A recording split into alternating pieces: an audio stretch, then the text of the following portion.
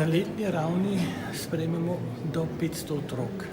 In to, ko rečem do 500 otrok, to so najhuje bolni otroci. Sprejmemo od 80 do 100 otrok po srčnih operacijah. Trenutno je ta številka nekoliko nižja, okoli 70, to pomeni okoli 15% otrok.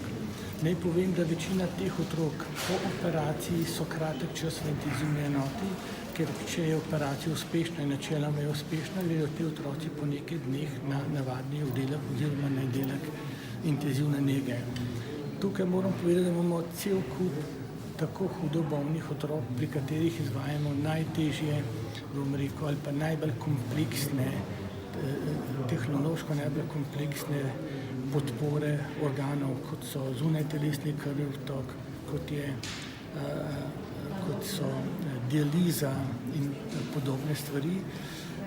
Tukaj sodelujejo strokovnjaki, kot sem že večkrat omenil, iz cele pediatrične klinike, ki so 24 ur dostopni, da lahko delamo bronhoskopije srednje oči, da lahko dializo srednje oči, gastroskopije in podobne stvari. Tudi seveda so tukaj tudi kardiologi.